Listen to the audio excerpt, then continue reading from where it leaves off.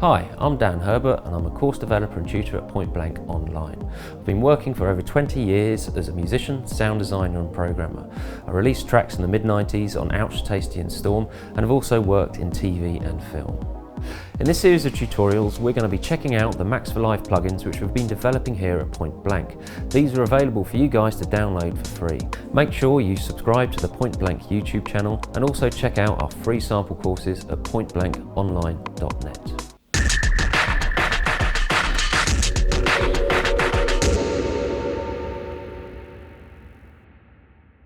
The new Max for Live device from Point Blank is a time-stretching plugin based on a technique known as phase vocoding and stretches out sounds to the extreme with potential for creative sound design.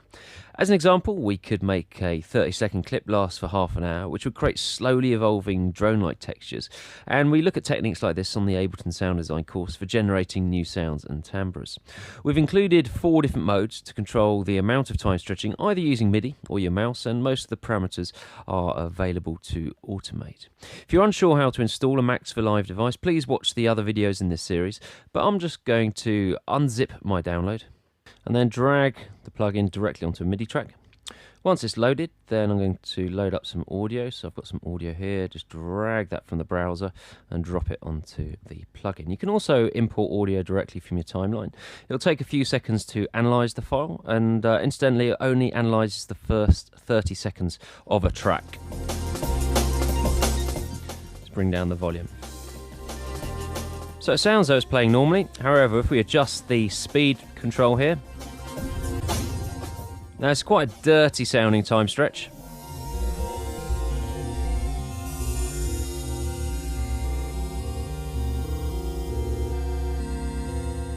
As you bring it right down. So all it's doing is playing through this file at really slow speed. If you want to, we can select over a certain portion of the sound that you want to play through. And we can also move this selection point around. You can also change the loop by clicking up and down with this tool. Let's zoom in a bit. Get the zoom tool, drag upwards. And we could freeze the file. So you can really take the time to explore it. Go forwards, or we can kind of jump around these kind of step-like textures. So this is the default playback mode. If we want to turn it off, just click on the mute button here, and then that mutes the audio. We've also got a number of other modes as well. So timeline sync basically controls how it progresses through the file. If I press play, it starts from the beginning of the file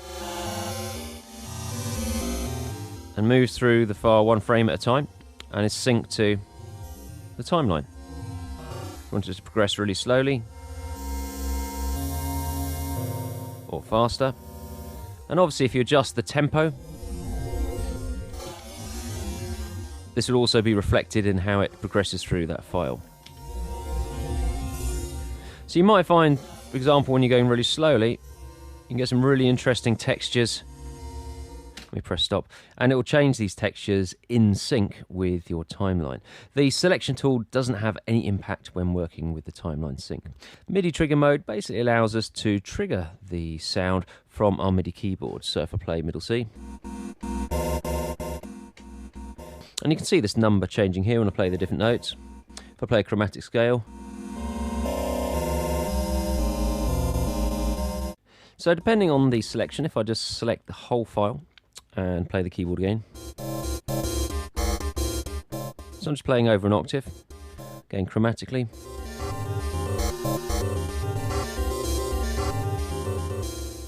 And I can change that range by adjusting this range control here. C-2 will basically assign the whole keyboard, so from note 0 up to 127.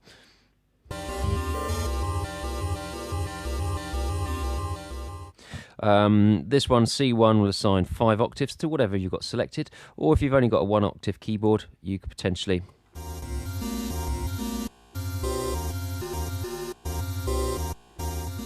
You can see how far it's jumping. So that's C, C sharp, D, etc., etc.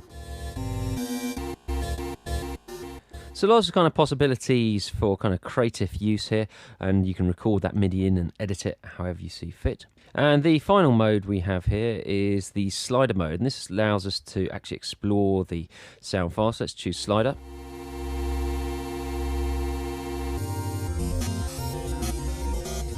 Now essentially what it does is freezes the playback speed. So I can just move this slider up and down. Now this is related to the selection, so if I want to give finer control,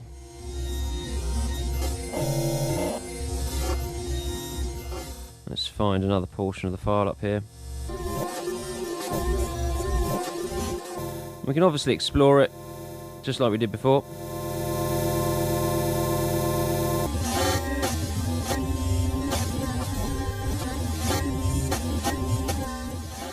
Or we can get it to just slide around,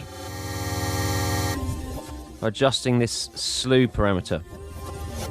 We can go backwards, we can go forwards.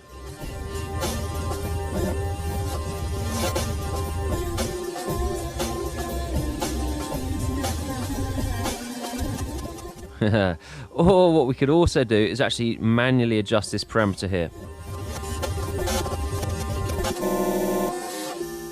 And this gives you the finest amount of control.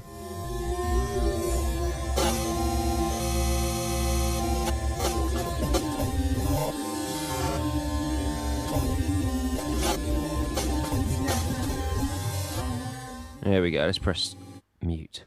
So that is the Monster Timestretch plugin from Point Blank. It allows you to really stretch out sounds and explore hidden sounds within them. Try it with, say, acapellas or kind of single parts. You can really create some mashed up sounds from processing stereo mixes as well.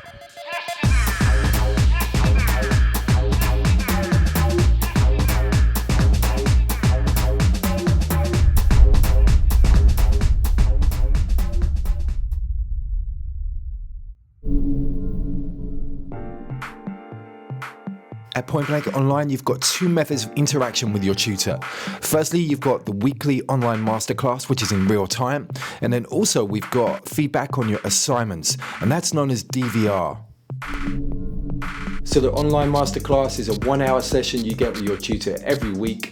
You can ask questions about lesson content and get instant feedback, and also demonstrations on the fly from their computer desktop with our streaming technology. DVR stands for Direct Video Response, and the concept is really simple. You upload your Ableton, Logic or Cubase project file to your tutor, he downloads it and then pushes record on the screen capturing software and evaluates your work, so basically giving you one-to-one feedback. You see all of the mouse movements and any parameter changes made by your tutor. It's kind of like sitting in the studio over their shoulder watching what they're doing whilst they work. We have found the DVR process has truly revolutionized the way that we teach online, and the results speak for themselves. Book your place on a course now by visiting pointblankonline.net.